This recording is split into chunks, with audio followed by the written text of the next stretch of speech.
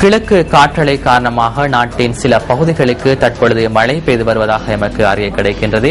இன்றைய வானிலை தொடர்பிலான தகவல்களை அறிந்து கொள்வதற்காக வளிமண்டல திணைக்களத்தின் வானிலை அதிகாரி கே சூரியகுமார் நாங்கள் தொடர்பினை ஏற்படுத்துகின்றோம். வணக்கம். வணக்கம். சக்தி நேயர்களுக்கும் சக்தி கலையக உத்தியோகஸ்தர்களுக்கும் முதலில் எனது பர்சனல் வாழ்த்துக்களை தெரிவித்துக் கொள்வதில் மகிழ்ச்சி அடைகின்றேன்.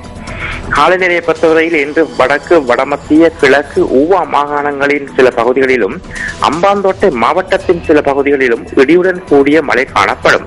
பிற்பகல் மற்றும் மாலை வேளைகளில் சப்ரகமுவ மத்திய மாகாணங்களின் சில பகுதிகளில் இடியுடன் கூடிய மழை காணப்படுவதுடன் இது பின்னர் மேற்கு, தென்மேற்கு கரையோர பிரதேசங்களுக்கும் பரவக்கூடும். இந்த இடியுடன் கூடிய மழை காணப்படும் சந்தர்ப்பங்களில் காற்று சற்று பலமானதாக வீசும்.